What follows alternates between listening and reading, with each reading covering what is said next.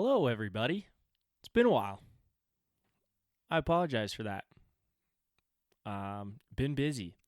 Fishing's been good. Work's been steady for the most part. It's starting to pick up. It'll pick up here in the next couple of weeks, but just been busy fishing and, enjoying this nice weather here we got in Colorado. So I apologize for that. I need to get a little bit more on the ball here and start doing some more podcasts for everybody. And, we'll get after it. I know I keep saying that, but we will. It'll happen. And I'm slowly getting some done and getting some things figured out. So appreciate you guys for sticking around and still listening. Hopefully you guys are. We'll find out, but hopefully you guys are still listening. Today I want to do a little bit of podcast about kind of calling it cleaning up the clutter, and cleaning up, just the messes that we have in fly fishing. We have so much gear and so much crap that we got to figure out where to put it all. And so I go through some tips and, things that I do to help clean up some of my stuff and organize it a little bit, and just kind of about building a routine. So hopefully you enjoy it. Today, the show's brought to you by Upslope Brewing. And I want to give a big shout out to them. Thanks, guys, for kind of sponsoring the show and providing some beer for us. Obviously, some of the favorite things in the world are beer and fishing, and you can't have either one without clean water. So we're proud to partner with Trout Unlimited to conserve, protect, and restore North America's cold water fisheries and watersheds. Through Upslope's 1% for Rivers campaign, they donate 1% of all Upslope craft lager can sales to your local Trout Unlimited chapter. That's pretty awesome. They do a pretty good thing, and there's a lot of companies out there who do stuff like that. Luckily, we're kind of with Upslope here and can do that and be part of it. So if you are fishermen, conservationists, definitely think about that a little bit. These guys do help, and they're trying to do what they can. So thanks Upslope for that and the sponsor. So now on to the show, The Guided Trip with Cameron Rhodes. I hope you enjoy it. This is episode 10, Cleaning Up the Clutter. Thanks, guys.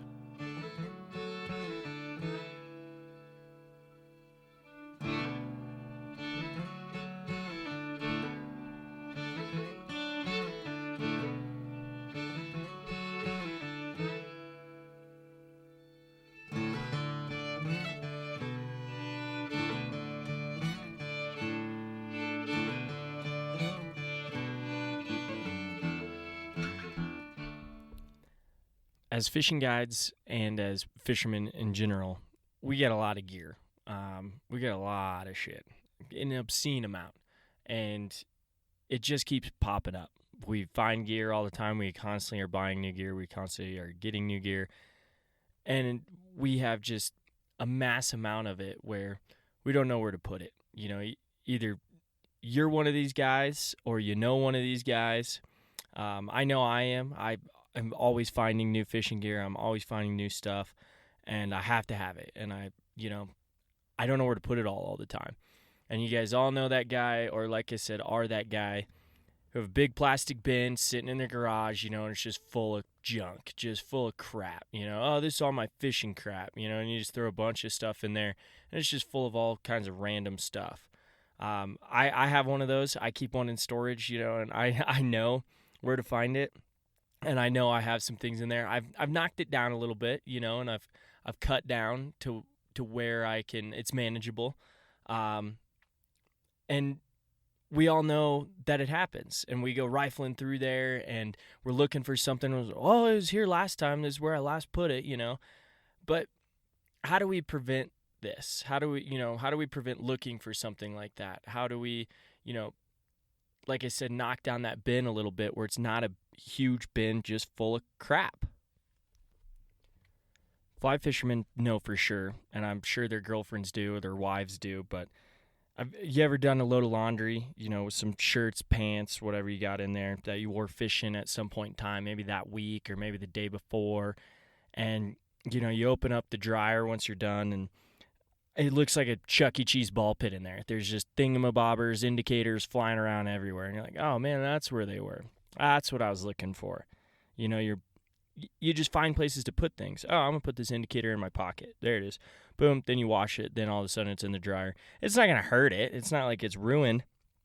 But I know how that goes. My girlfriend knows how it goes.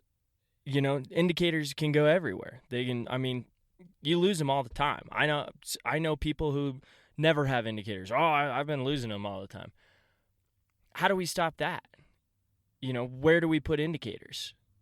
I don't know of one. Maybe somebody else does, but I don't know of a device or something that's built just for indicators. Oh, yeah, put all your indicators in this. How do we stop something like that? Our fly boxes are meant to hold flies, but if you're like me, occasionally, at the end of a day, I'm done fishing, I'll cut the flies off and, who knows where they go. Sometimes they go in the center console, sometimes they go on the floor, and sometimes they end up in the headliner of the truck. Everybody knows that. That's no place for a fly. Why do we do that? You wouldn't take $2, you wouldn't take $3, and crumple it up and throw it on the floor of your truck or your car and be like, oh, don't need this right now, not using it. So why do we do that with flies? Why do we take our flies, our hard-earned money, and we just throw them around? Whatever. So how do we fix this habit? What can we do to get around this? And I know some of you guys are thinking, where the hell is he going with this? There's a point. There is a point, I promise. And the point is, a lot of us need to get kind of on some discipline with organization and with our gear, and it's really tough. It can be really tough to kind of get the brain power and manpower to do that, where you're like, I don't want to do this today. But you have to. For some people, it's too late, to fix that. Some people, it's not going to work. For others, it's perfect timing to stop losing things and clean up the clutter a bit. And that's what we're going to be talking about, cleaning up this clutter. How do we do it? And obviously I have some tricks, tips to help you out. And I'm not your dad. I'm not telling you what to do, but these are just things that help me, because I know at times I can get on a bad path where I'm just like losing shit and I have no idea where anything is, and I'm just throwing flies everywhere, especially, middle of guide season. I'm like, I'm worn out. I'm over it. But I'd say the most basic thing is you have to get into a routine of doing things over and over and over again and just doing it the same way every time. And if you do that, if you can do it the same way every time, every day, I guarantee you'll have a smaller chance of losing something or forgetting it. In the truck or even at the parking lot at the end of a day, I know lots of people who lose shit all the time. A buddy of mine, a couple weeks ago, maybe a month ago now, lost a reel, set it on his tailgate and drove off, set it on his bumper. Didn't even think about it. It's gone now. And that's just part of that routine. If you don't do it enough, then you need to figure out a routine. Okay, the reel goes away here every single time. Don't set it on the tailgate, don't put it anywhere, put it in your bag. Put it where it belongs. This sounds like common sense, but it is. It is common sense. And I know my dad used to tell me, if you put it back in the same spot after each day, you'll never have to look for it. And it's true. It works. And when we have so much gear, when we have so much fly fishing stuff, when we have everything, we got pliers, we have rods, we have reels, we have bags, we have fly boxes, all these little different things. It's hard to keep track of it all. So if you can get into a routine and build a routine and try to do it in the same order every time, yeah, it's going to help. And this sounds stupid. You're going, why am I listening to this guy telling me what I should be doing? I'm not. I'm just trying to help because like I said, I know it helps me. I know even I take my boat out at the end of the day, after guiding or whatever. Obviously, I don't want to spend the time and break everything down and clean everything and do all these things. But I also know if I don't go through the checklist that I have in my brain, I'll end up forgetting something crucial, Oh, I didn't strap down the oars. Oh, something. And then you're like, oh, who does that? It happens. Happens to everybody. And I also know if I do that routine every single day, if I break everything down the same way every day, I go through the checklist in my head, I clean everything, put it all away, I take all the trash out of the boat, everything I need to do. I know if I'm working the next day or if I'm going to be boating the next day or, guiding or wherever, if I'm fishing with friends, I know that my boat is going to be in order the next day. I don't have to worry about it. I don't have to wake up the next day and be like, oh, need to clean my boat, And that happens. You see a lot of people who do that. I mean, I see a lot of guides, every day after a day of work or even just anybody boating. They take everything, throw it in their truck without rhyme or reason. They roll out. And I don't know if in their head they think like, oh, I just want to get the hell out of here, and it saves time. And, they might think that, but in my head, it doesn't. What it does is it gives you headaches. I mean, to me, be diligent. Start a good routine, with anything, not just the boat, with anything if you're fly fishing. I'm on the boat a little bit more and guiding out of the boat. And so, I mean, I know that. I know that routine. And every year it's kind of like, okay, remember the routine, do everything right. You got to get it all going again and get the juices flowing. And, it takes me about 30 minutes or so to get my boat in order when I put it on the water and when I take it off the water. Some guides and clients, get a little pissy with you that it takes forever. But just get out of the way. Get out of the other boat's way when you're doing it. Pull off your trailer, and get out of their way and do what you need to do.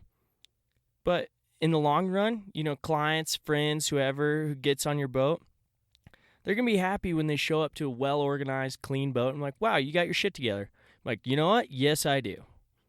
I'm not saying I'm better than everybody else for doing it. I'm simply doing this because it does kind of help put things in order. And like I said, you're not going to lose as much stuff. You're not going to miss those crucial steps where you end up forgetting something. So this is why I'm explaining it. Like I said, I'm no saint. I don't know it all. Yes, I'm trying to just help. So, as for the boat and gear, I mentioned earlier, make sure every piece of gear kind of has a home and isn't just lying around in the open waiting to get lost. Put it somewhere. Hey, this is where this goes every time. And I'm going to touch on the boat a little bit more, and, then we can get into some other stuff here. But obviously, I think this is a big deal because I see a lot of people do it, and a lot of people are getting more into boating and fishing out of boats, and they buy their first boat. They might have been on boats before, and hey, this is how my buddy does it, they're whatever. And, they might be doing it right. I have no idea. But, talking about cleaning up the boat just a tad, cleaning up things on the boat and, the clutter on the boat. I can't stand clutter on the boat. It drives me insane. And maybe you're just kind of finding out now that I'm a little anal about certain things. But no, I like things to have homes. I like things, places to go. If I lose something, it's my own damn fault. I remember I didn't put that where it needed to go. So how do we clean up the boat, a little bit? And raft or drift boat, it doesn't matter. Most rafts and drift boats are equipped with pretty ample storage these days. Utilize that storage. Make sure everything has a home. This is where this goes every single time. This is where that goes, and use it. Because, that's what it's there for. As for flies, tippet, fly boxes, indicators, sunscreen, different stuff like that. A good boat bag is a waterproof boat bag helps a lot. I know on my boat, I use a watershed dry bag, awesome dry bag. If you see one, you'll kind of see the concept, but completely waterproof. You can strap it onto anything. You can put carabiners on it and attach it to anything. And then I also use, a big Patagonia waterproof bag. And yes, both those are pretty spendy, but it's worth it. They are worth what you pay. And I put all my stuff in there, and I can keep all that in there, and I know where everything goes. and put everything in order. Use a fly patch for loose flies. Don't just, if you have a drift boat, or obviously if you're in a raft, you'd never want to just put flies somewhere, because sharp hooks and a rubber raft, they don't really go well together. So fly patch is huge, and there's definitely inexpensive alternatives to fly patches. I know some of them can be kind of spendy, and there's those nice boat patches with the sticky sides you can buy and everything. An inexpensive way, this is a great time of year to do it because, they're breaking out their summer gear. Go to Walmart, go over to the shoe section. They should have probably $1 flip-flops. They're $1 foam flip-flops, and grab a pair of those. Cost you $1. You can put flies on it, and the flies on those things hold like champs. I never lose flies off of them, and they're only $1. And you get if you cut them in half, you get 4 fly patches. Buy big size 12s, cut them in half, then you get 4 fly patches out of it. It's an awesome way to go.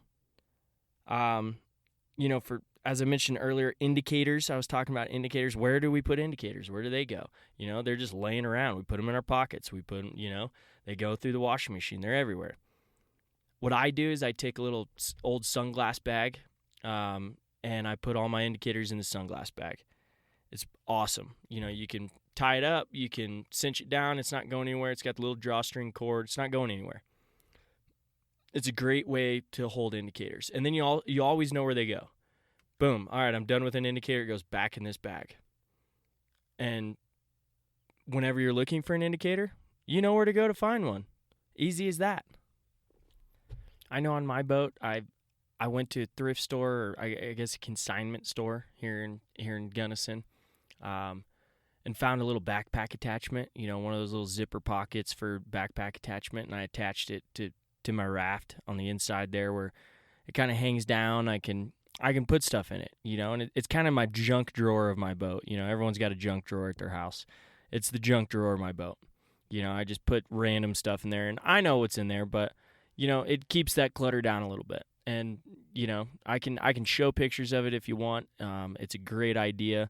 One of my buddies showed me it. The hardest part is just finding kind of that attachment that you're looking for in that zipper pocket that you're looking for.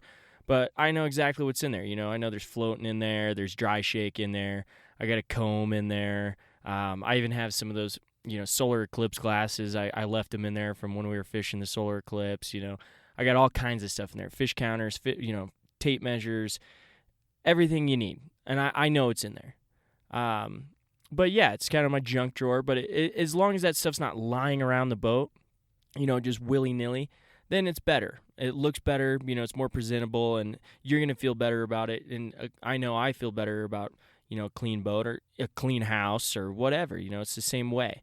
As long as you have places for them to go, things where things can go. This one isn't really boat related, but, tippet holder. Instead of having tippet just flying around everywhere, tippet holder is a great idea. Some of them can be a little bit more expensive than others. A cheap way to go about it, I just kind of figured this out the other day. I made one for myself. It's because I need a little bit extra room for the tippet I got.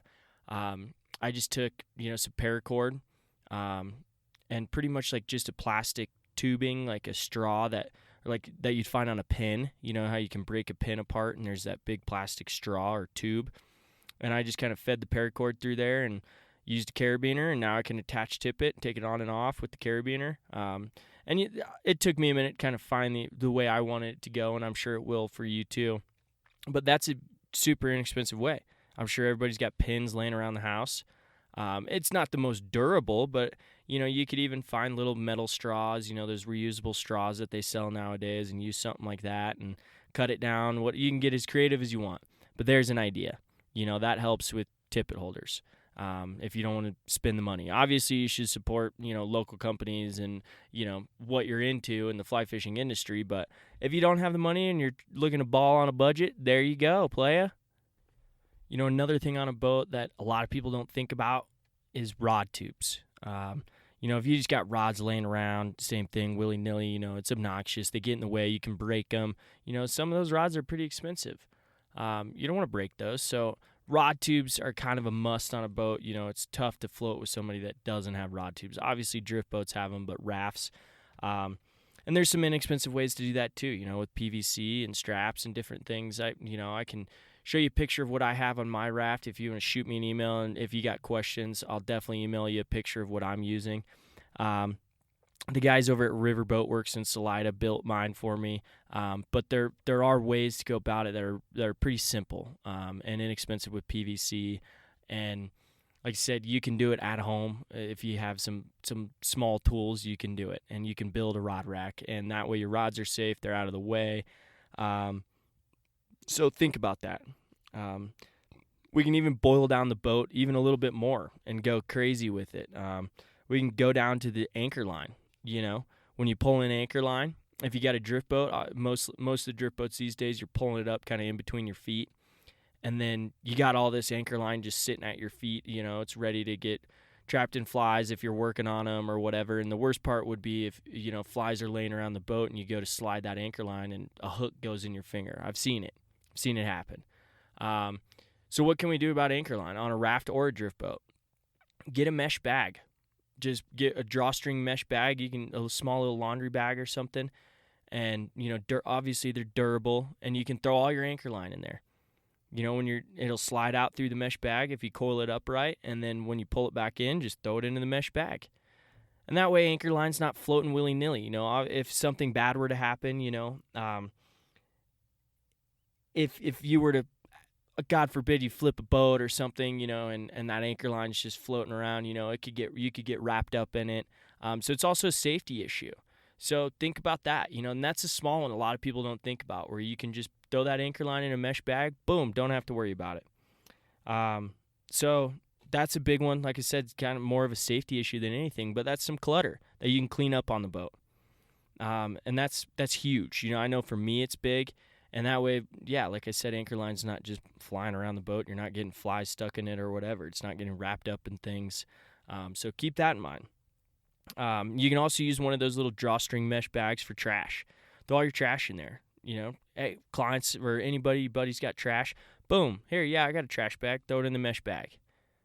And that way you can take care of it. You can wash those mesh bags really easily. You can even just rinse them in the river when you're done. I throw all my trash in those things, and they're great.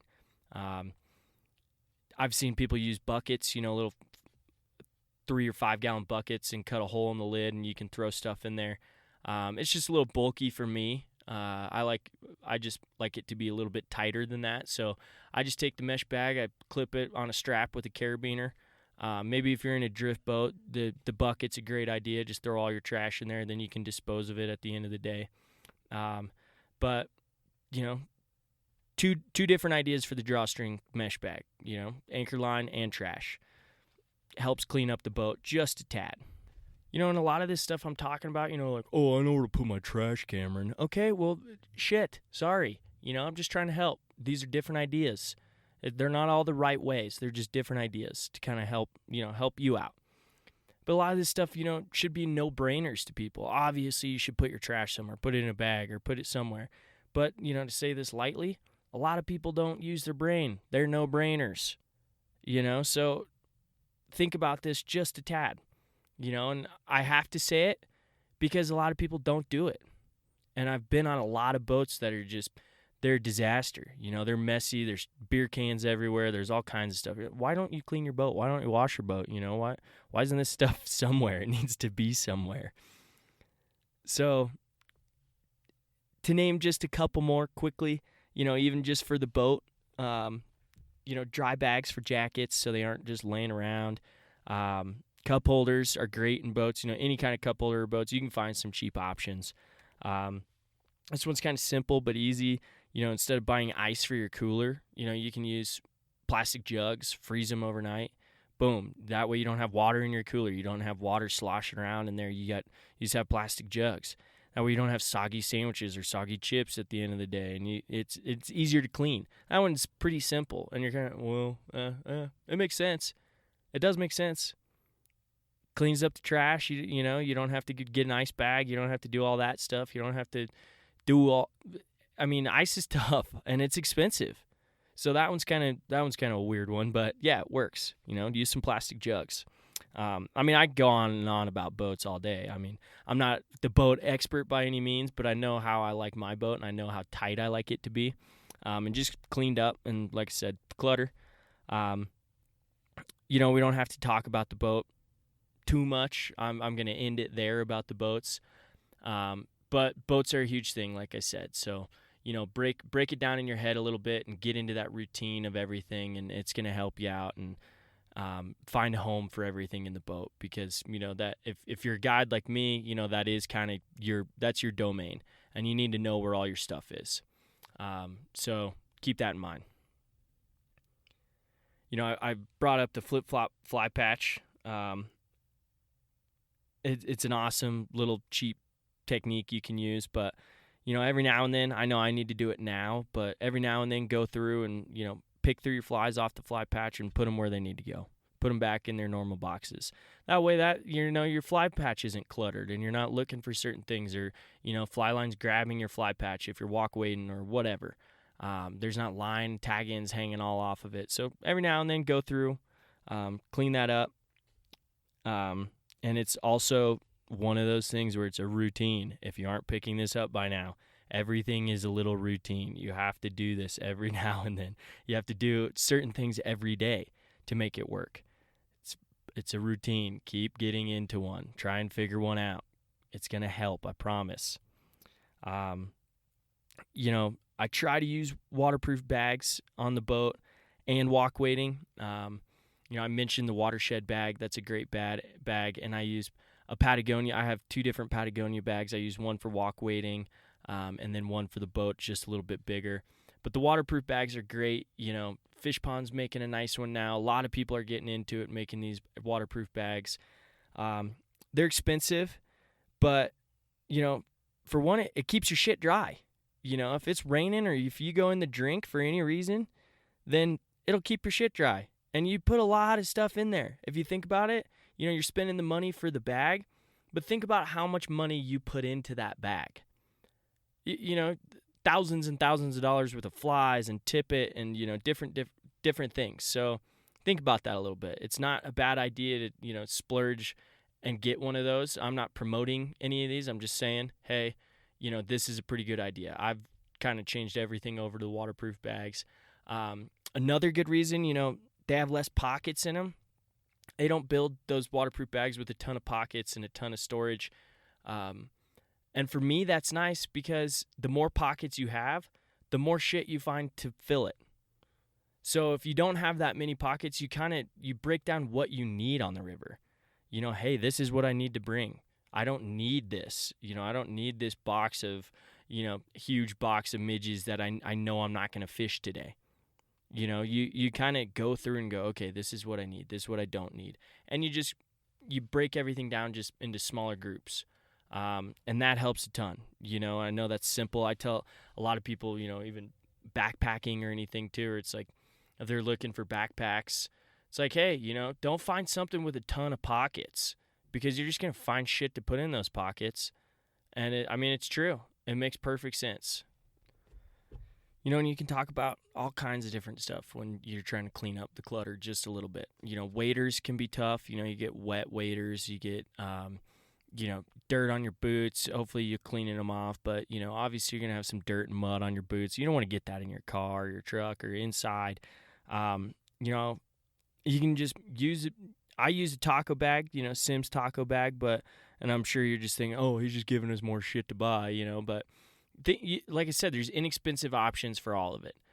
You can go to the thrift store anywhere around and probably find an old duffel bag, or a gym bag or something that you can throw your waders in, your boots in. I used to have an orange duffel bag that I carried around for years. My dad had it, and then I had it.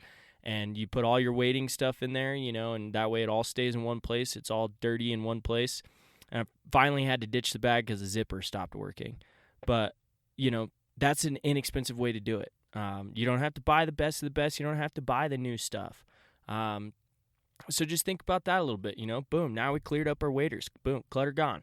Now I can, put that bag anywhere. I can put it in the house anywhere, not get anything dirty, not get anything wet. And that should be kind of a no-brainer too, a simple one. We could talk about fly tying a little bit, and that's getting a little bit more in depth with it and getting a little bit crazier with what we're going for here. But fly tying, I can go over a couple quick things. I use, obviously, you can go to any kind of store, Walmart, Target, wherever, even Hobby Lobby works, and buy those plastic bins, the drawers, little drawers. You can kind of organize all your stuff into there. I use some of those, and then I'll take like lure boxes. I think like Cabela's or somebody, they have those big bags that are just full of lure boxes, just empty lure boxes. You can kind of create your own boxes with them. I have some of those, and I'll kind of organize my stuff into what I tie. If I'm tying, here's all my worm stuff. Here's all the thread I use for worms. Here's all the, all the material I use for worms. Here's my stonefly box. Here's everything I need for stoneflies. Here's a dry fly box. Here's a hopper box. Here's my foam box. And kind of organize our things. That way, all you have to do, say, all right, I'm tying stoneflies today. Boom, grab your stonefly box, pull it out, and you have everything you need in there. For tying whatever you want. If you're tying pickles, if you're tying 20 inchers or whatever kind of stone you're tying, you have everything you need for that stonefly in that box. It's an easy way to do it. I think I saw that online somewhere, but I'm using it for this, and it works great. And you can organize your stuff a little bit easier, and that way you kind of know in your head, oh, I know where that thread is. It's in my worm box. All right, I'll pull out all my stuff. Oh, I know where that chenille is. It's in this box. And you can pull that out and use it. And yeah, it gets a little messy here and there, but if you tie enough of a pattern, if you go, hey, this is a pattern I use all the time, then build a box for it. Here's a box for just for this pattern. And you have all the different colors you need, everything in there. You can even, any craft store, any craft section of any store has a lot of these different things in there too, just organization boxes. The bead boxes are great for, your tungsten beads and your brass beads and your heads and cones and all different stuff that you use. And so that's a great way to go about it too, to kind of just organize all that stuff. That way you're not having little boxes or little baggies laying around. You can't find any of your beads, and just say, hey, these are my, 2.4 beads. These are my 2.7. These are my 3.4s, blah, blah, all the way up. You can go any way you want, organize it any way you want. But that way you know where everything is. And like I said, it's just a routine. Just keep doing it. Keep doing all these things over and over again. So that's a little bit, about fly tying. Obviously, I have all my tools in certain places, and I use a little Renzetti tool caddy, which is awesome. Those things are great. I think they run maybe about $20 or so. I can't honestly remember, but it's a great product to have for fly tying. You can put all your tools in there, and that way they're organized. And I'm sure there's other companies that make different ones, but you can find all your tools, and if you've been tying for a while and into it, obviously we talked about earlier, you just start collecting more shit, more tools, and boom, all right, now I have somewhere to put them. Hopefully this helped you just a little bit. Obviously, if you have questions about certain things, hey, what can I do about this? Hey, what can I do about that? Email me, shoot me an email, theguidedtrip@gmail.com, and I can help you out. I can send pictures of anything, or just kind of show you what I do. Like I said, these aren't the right ways, all the time, but these are just my ways. This is the way I like doing it. So if you need help, let me know, and I can definitely help you. If you maybe all you picked up from this podcast is, wow, this guy is really anal and particular about everything. Well, I am, but I spend a lot of money on the things I have, and I want to keep them in order. I don't want to lose them. And so if you can, build that discipline and get into that routine, then you're going to be in better shape, like I said. So that's why I wanted to do this podcast, because, just kind of clean up that clutter, clean up certain aspects of it. Hopefully this helped. I know I covered as much as I kind of thought of. Walk weighting is a little bit different story, with waders and everything you got there. But same thing, just about your bag, what kind of bag you carry and how to organize it and know where everything is. I did definitely talk a lot about the boat, but hey, that's what I know. Talk about what you know. So thanks for listening, guys. And I appreciate it. Like I said, email me, theguidedtrip@gmail.com. Check out the Instagram. It's just The Guided Trip. And then my Instagram is just Cameron.Rhodes on Instagram. You can check me out, follow me. Like I said, ask me anything you want. I appreciate everybody listening. I hope everybody has a good day.